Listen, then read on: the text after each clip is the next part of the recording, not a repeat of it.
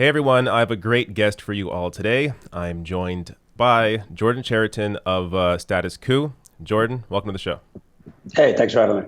So I have you on to talk about your work with covering the Flint water crisis. But before we get there, I want to ask first about this news that just broke with New York canceling their presidential primary, meaning that effectively, if you're a Sanders supporter, you can't vote for him in the upcoming primary. What are your thoughts on that as a New Yorker? I think it's ridiculous. I think that this is the biggest city in the world. The Board of Elections, I don't think, is actively working on COVID health response. So I think that they could figure out a way for,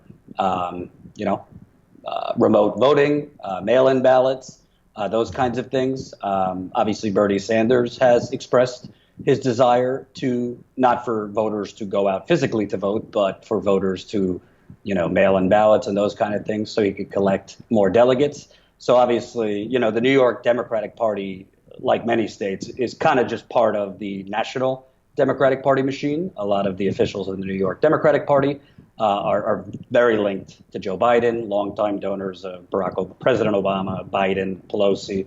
So they're basically doing the bidding of what the DNC and Biden wants, because obviously Biden does not want Bernie Sanders collecting more delegates.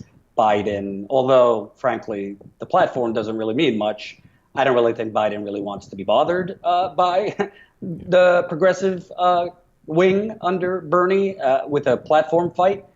So one way to do that is to deprive Bernie of as many delegates as possible. I also got to imagine this will have an impact on down ballot races as well, because those are still going on. So to cancel the top of the ticket, and then still have the other elections going on, I mean, they really have no excuse for doing this. It just appears simply to cut out progressive voters, and it's really, I think, going to hit a lot of people the wrong way, in the sense that they will be less engaged come November because they see how the Democratic Party has treated Bernie Sanders and supporters of his that want to see this dramatic shift in the Democratic Party. That, I mean, we're seeing how weak the Democratic Party is right now in terms of just fighting Trump alone, let alone all the other issues when it comes to not supporting big policies like Medicare for all and whatnot. So I do think it'll have an impact on morale in that sense. I just want to add, I mean, Andrew Cuomo, who the media has hoisted up as kind of like the coherent Biden, and if you polled them secretly, all these folks would probably rather him than Biden. He's the governor of the state. I mean, this is not happening without Governor Cuomo's say. So it begs the question, what is being promised to Andrew Cuomo behind the scenes? Yep. One more thing before we get to Flint. You tested positive for COVID-19. So tell us about that experience, maybe where you thought you potentially got it from, and how's it been going so far, dealing with that? Yeah, it's really crazy. I thought I was kind of recovered and I was feeling back to myself. And then yesterday, suddenly I started coughing again. So even the most mild cases, which definitely, I wasn't hospitalized or anything, so I'm lucky. Even mild can last for a while. Mine's going on 3 weeks now. My girlfriend and I took every precaution, masks, gloves. My guess is I got it at a supermarket here in New York City because it's very difficult to order a lot of these Instacart and those kind of things. There's just no available delivery windows because everybody's doing it. So we went to the supermarket probably like over 3 weeks ago. And I remember a couple days after that, the cough starting, followed by the temperature. So, it definitely was draining at its worst. The cough really, it was so violent that it really was hurting my lower back, which I previously had surgery on. My ribs hurt from coughing so bad. My fever didn't pass like 101 point something, so that's good. And I was lucky because I didn't even know my doctor would have the tests, but they did have the test, so at least I could know I had it. But it's definitely lingering, and I definitely didn't rest as much as I should have. I was working on this Flint story kind of down the stretch. So. Well, it's good to see that you're at least able to speak on this now and really and do this reporting, because this is incredible. So you initially broke this piece in Vice, and then you also had a second piece in Detroit Metro Times. So I guess first big picture here, before we even get to the actual breaking of the news, just give people a reminder of the impact that the Flint water crisis has had on the actual residents of Flint, because you have been on the ground there, for, I guess, years at this point, discussing this crisis, talking with people one-on-one and their experience with how it's impacted them. Just give us some idea of how this has really impacted the actual residents of Flint. Yeah. And I also think that a lot of times people see like Flint in a headline, and it's not that they don't care, but they don't realize that what happened in Flint is similar things are happening all over the country. Yeah. So it's definitely a national story. It just passed 6 years on Saturday, and people are still, to this day, getting rashes from the water, losing hair in the shower. The long-term effects. I mean, my partner Jen and I, who broke the story with me, we were canvassing neighborhoods 2 years ago. We kept on getting, no one answering the doors. The next person who answered the doors, we'd ask. I can't tell you how many times we were told, yeah, that person just died of cancer. Not like elderly people, young people. Wow. People with liver problems, kidney failure, Parkinson's, serious immuno problems, seizures, brain lesions. The list goes on. And the media mostly focused on lead when they were even covering it. But there was also bacteria in that water, other toxins. So it's just been an ongoing disaster. And it actually is linked in an indirect way to the coronavirus pandemic, because Flint makes up 40% of Genesee County's cases in Michigan. Flint is part of Genesee County, but it only makes up 24% of Genesee County's population. Wow. So obviously, if you're severely immunocompromised, not just elderly people, but all ages, and there's a deadly pandemic, that's bad news for you. So let's get to this news that you broke now. Dealing with former Michigan Governor Rick Snyder and also his top advisor, Rich Baird. I guess big picture here, just at first, what is the actual, what are the big pieces out of your reporting that I believe this is a year-long investigation that you had? Yeah.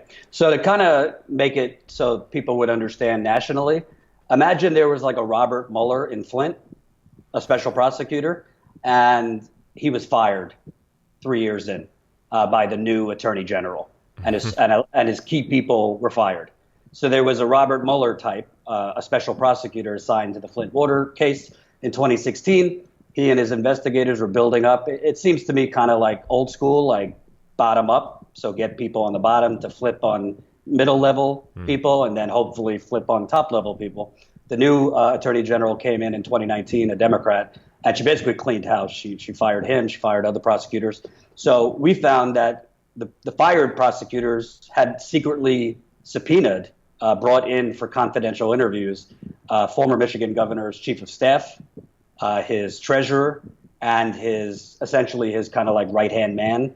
He had a weird title, but he was known in Michigan as the governor's right-hand man. So they were all secretly compelled to testify, which nobody knew. It wasn't reported. And we found out that the former special prosecutor was building a case against Snyder himself, and had found that Snyder, the governor, was actually warned of the hazards about the Flint River before the water switch, not after. So a year before, he was warned that there's bacterial risks to using the Flint River as a drinking source. There were carcinogen risks, which are like cancer-causing chemicals. And we also learned that the governor first became aware of a deadly waterborne bacteria that killed as many as 115 people, Legionella. He told Congress he became aware in January 2016 and held a press conference the next day. We found out he became aware of it in October 2014, so 16 months earlier. There's a lot of other bombshells we found out, but those were the headlines. He was warned before, and he knew about the deadly waterborne outbreak 16 months before he told Congress. That's insane. Let's hit on some of the other pieces in this as well. So there's also payoffs to Flint residents. Is that right? Explain what those payoffs are about. Yeah, so, Jen and I have been reporting in Flint for years, so I kind of kept hearing about the governor's right-hand man. And that's why I always go to residents and activists first, because that's where you find out the truth. Politicians lie to you. So I kept hearing about him, and I heard that there was, in one case, a sick resident who kind of went ballistic at a town hall. He was removed by a police officer. And a couple weeks later, the governor's right-hand man is in his living room, him and his wife. And the governor's right-hand man was essentially, it seemed like a miraculous offer at the time. The state's gonna pay for your medical treatment, very expensive medical treatment. The guy was having seizures and bad memory loss from the water. But hush, you can't tell anyone about it. Can't go to the media. You can't say the state's paying for it. So this was one of several it was described to us as payoffs, and it was being investigated by the previous prosecutors that were fired. That the governor's right-hand man was kind of like identifying these residents who were getting media attention and kind of threatening to the Snyder administration, who had a big public relations campaign trying to kind of sweep this under the rug, depict it as improving. So they paid this family off. We obtained audio of that meeting after the original Vice story, which showed the governor's right-hand man describing this as a pilot program, even though no one else was on it. We found that the governor's right-hand man kind of went around town telling other residents that he was a philanthropist. He was paying for it out of his own personal pocket, even though we have text messages and emails showing the state paid for it. So this was, your classic, I'll say alleged, but payoff. When Adam, the person who received it, kept telling them my lead levels are going down, my seizures are getting better, because they said we're going to make it available to the rest of Flint if it works for you. They got the runaround on that. Wow. The other part of it is we found out that he told this couple, I'm going to go talk to my best friend about this, Governor Snyder. They were college roommates and longtime friends. So I don't know if he did or he didn't, but by what he said, it suggests that Snyder, the governor, might have known about these kind of sweetheart deals going around. Wow. Also, you also discussed the silencing of whistleblowers and also how Flint's ex-mayor was punished for not towing the line. Describe that aspect of it as well. Yeah, so this is really, to me, one of the bigger parts here, because think about it. If your water source gets switched, right, and people are getting rashes, hair loss, I heard nosebleeds in some cases, you want to take action quickly on that to protect health, to save lives. So 6 months after the water switch in October of 2014, just happened to be a couple of weeks before the governor's reelection, there was a whistleblower inside Snyder's administration, his environmental lawyer. And this was a brilliant woman. She was magna cum laude graduate from Harvard, Oxford masters. Really smart person. So she sent an email to the governor's chief of staff and other officials in his administration, basically kind of like sounding the alarm. Like, this is urgent. Flint River has E. coli in it, TTHMs, which are cancer-causing carcinogens.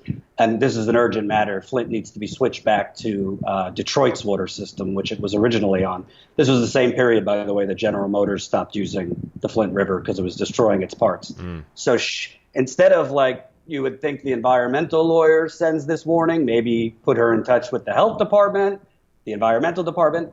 They referred her to the governor's right-hand man, who was described to us as kind of an old-fashioned fixer who threatened and coerced people. So she's sent to the governor's right-hand man and Flint's emergency manager at the time. They have a conference call. She's told it would be too expensive to switch Flint back to Detroit, and we're working on different things to treat the water differently. After we found out, she was also secretly subpoenaed. So it was known publicly. She had testified publicly in court, but we didn't know that she had been secretly subpoenaed too. And in the investigative subpoena, she broke down crying, and she revealed that the governor's right-hand man basically threatened her after this call and said, don't ever send another email like that again. And she when we think whistleblower, we think someone who went public. She was basically stopped from going public, and a source who knows her and spoke with her said, it haunts her. She wishes she did more. She wouldn't talk to us, citing the criminal investigation. But if they would have listened to her, there were others sounding the alarm and switched back to Detroit, lives could have definitely been saved. Yeah, there is so much in this piece that you have to think this is going to lead to new charges. But you also discussed there's a statute of limitations to press new felony misconduct charges. So discuss that, and I guess if there is a possibility of something coming out of this.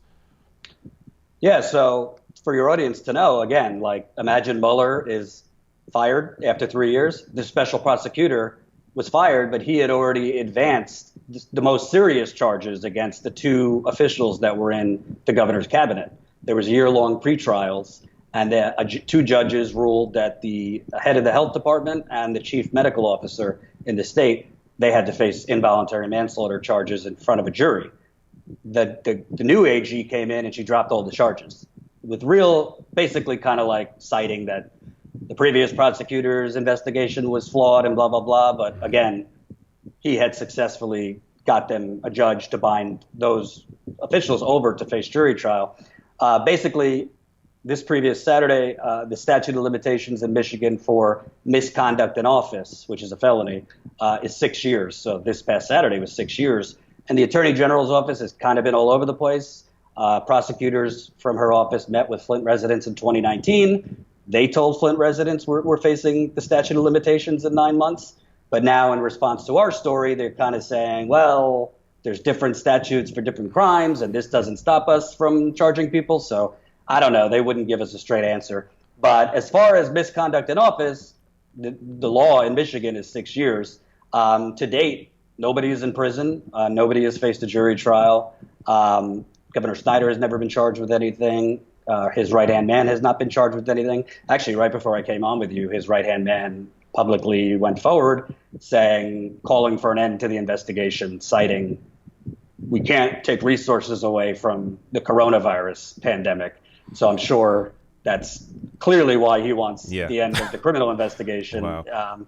So it's really, to me, people ask, why do you keep covering this? Because it's not just about Flint. This kind of corruption happens not just in D.C., but in states, in cities. And if the media just forgets it because it's 6 years later, it goes on. So hopefully there's accountability. I mean, honestly, not for status quo, but like what we found could be made into a movie. It's really there's a privatization element in here that they were trying to privatize the water, and nothing's been done, and nobody's been held accountable. Yeah, and you touched on the next piece I want to get to here is the lack of media interest. Explain, why do you think there is? I mean, I understand coronavirus, big story right now, but even when you were doing a lot of reporting on Flint before, I just feel like the media was not picking up on it in the way that they should have been. Why do you feel there is this lack of interest in this story when clearly, as you describe, it is an example of what could be going on around the country? Well, if you start on the local level, I mean, I remember when I was at the Young Turks, I'd go to Flint, and it's almost like these residents felt like, any journalist caring was like a rescue helicopter, because their hometown paper really was just kind of writing, essential press releases from Snyder's administration. The Detroit Free Press was kind of covering it, but was not as much. Other Michigan outlets were kind of not covering it. And if the Michigan outlets aren't going to cover it, then the national outlets, it's kind of out of sight, out of mind. Yeah. To be honest with you, I don't really think it's a conscious thing, but there's a big problem with the majority of our media being consolidated in New York and D.C. As I'm sure you've talked about and others have talked about, most of these people are very, very out of touch. They think Trump and his tweets is the only thing that matters in America. I think they matter, but they search all those outlets, the New York Times, Washington Post, definitely have more resources than status quo does. So my best answer is, I think, unfortunately, and part of the reason there's such disdain for the media, there is a real lack of, there's attention when it breaks. Maddow went, right? And the media covered it in 2016 for a week to 2 weeks. That's all they covered. But then it trails off. I mean, we could go on, right? The protests against police brutality, the media is there and then nothing. I mean, there's very little follow-up coverage, and the follow-up coverage is where you really learn of a lot of the corruption that goes on, because corruption excels when there's no cameras or there's no journalists. I can tell you, David, and thanks so much for covering this, it's been actually harder to get media to cover it than actually break this. I mean, it was hard to gather this information, but I won't put everyone on blast, but I have journalists telling me, well, it's a local story, or, oh, well, coronavirus is taking up much of our time. And I said, yeah, I'm not asking you to write a dissertation, maybe a 400-word recap, maybe have a weekend editor do it, or at nighttime. I mean, I've worked in digital media. They definitely could do it. So it's a conscious choice not to, and you have to wonder why. I think part of it also is, I don't have proof of this, it's just my opinion, but if you're the Detroit Free Press, they want access to the Attorney General's office. They want access to the current governor. Well, the story didn't make the current governor, Governor Whitmer, look that good either, and she's climbing as a media darling, potentially being Biden's VP. So I think that, unfortunately, when the journalists on a state level and national level are so they feel so dependent on access and being held in good favor, they don't want to rock the boat. And the real victims of that are not just the residents of Flint, but there's water contamination going on in other cities. There's uranium problems from uranium mining. There's fracking problems in other cities. There's PFAS, which is not covered that much, which are cancer-causing chemicals that have been found in water bodies all over the country. And if journalists don't cover it, the coronavirus pandemic will end. The after effects are going to last for at least a decade.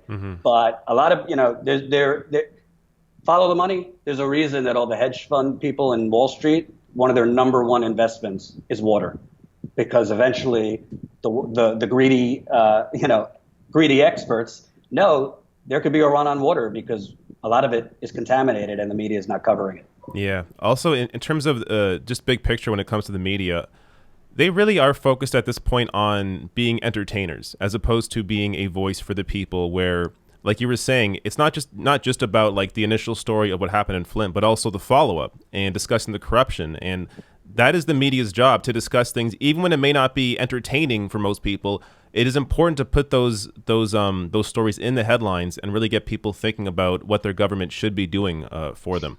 Yeah. Well, I would also say, honestly, this is part of the problem, not just with media, but culture, right? Yeah. I don't know if you remember, maybe you'll drop it in, but like Michelle Wolf, the comedian, dropped the mic at the White House Correspondents' Dinner. Flint still doesn't have clean water, which is great. And for a couple hours, everybody's on Twitter like a water warrior, right? Everybody cares. Yeah. And then I can't get those same people to retweet it. I can't get those same people to share it. So it's kind of like, again, I don't think it's malicious. I don't think like these people would leave the residents of Flint to die in a desert if they had water. But I just think it's part of like coastal bias, where you think the number one thing is Trump. And I got news for you. This happened under President Obama, right? It hasn't been made better, but bad things are happening under Democrats, under Republicans. And if you think that Flint couldn't happen to you, it might not be a water switch, but it could be something else that makes your kids sick or makes you sick, or, and I also think, I won't get into the whole list, but we also have to call out our own, right? There's a lot of people in the progressive sphere that kind of cover similar things every day. But it's been difficult to get even some name brand progressives to speak out on this, even just tweet it. And I think that we can't just bitch about the corporate media, right? If progressive independent media is exposing corruption, we need to thrust that forward, like you're doing, and Jimmy has had me on, and Crystal and Sagar, because at the end of the day, I really believe there's different theories. I think the only way you get corporate media to do the right thing is to just shame them. You really have to shame them into doing the right thing. Look at CNN. They just were forced to even cover this because a random person on Twitter found a clip on Larry King Live showing that Tara Reade's mother called in, not specifically going into the sexual assault allegation, but basically alluding to a powerful senator that had done wrong. Yeah. CNN only covered it because of that. Yeah. So I really think, I hope there's egos and everybody, some people don't like other people, but I really hope when corruption is shown that really has devastated a community. Flint used to be the middle class. General Motors was born there. It used to be the envy of other cities and states around the country. It was economic booming in the 50s and 60s. We have to speak out for other communities so that if it happens to you, they will speak out for you. Absolutely. Well, you are one of the few people in this space that are really doing like true investigative reporting. It's an incredible piece. I'll link to it below the video. Also, just discuss the Status Coup and what you do over there. Yeah, so Status Coup, I founded it with my partner Jen. I'm on camera, but she helped break this story with me. And we are an investigative news outlet. We kind of double double dip. We do the investigations, but also, as best we can, the daily live streams. I think we covered on the ground more of the 2020 campaign than any other outlet in the independence piece. We were in Iowa, New Hampshire, South Carolina, California, Nevada, Michigan. And really, it sounds kind of corny, but the mantra is to give the microphone back to the people. We don't really interview pundits. We try to stay away from the experts who are usually conflicted. We go into communities, and the first thing we do is if you want to call it contact trace, we find residents who have been affected, who then get us to other residents. This story we broke is really because I was lucky. TYT invested in me to go to Flint so many times, and then with Status Quo I've gone. I couldn't have broken this. Jen couldn't have broken this if we didn't build up a hell of a lot of trust and sources between the both of us over 20 trips to Flint. So that's what we're trying to do on a broader scale. We're not taking corporate money or all that, which makes it very difficult, but it's the right thing to do. So yeah, I mean, it's tough times, but we're building through paid membership. So if people, as low as 16 cents a day, $5 a month, that's how we grow. So statusquo.com/join if anybody's interested. And whether it's us or other folks, especially now, you got to support independent media, because I think we saw in this election, the corporate media machine is very powerful. Biden got almost $100 million in free advertising between South Carolina and Super Tuesday. And if you look at the exit polls on Super Tuesday, like 40 to 50% of the people who voted for Biden decided in those final days. They were being flooded by basically a coordinated super PAC on CNN, MSNBC, New York Times. I don't know how we get to match that, but I do know as far as status quo, it starts with just like showing up. You got to show up in these communities. We went to Flint when nobody was there covering it, and that's how you break these stories. Well, you do fantastic reporting. I'll link to everything below the video in the description box. Jordan, thanks again for coming on. Thanks, David.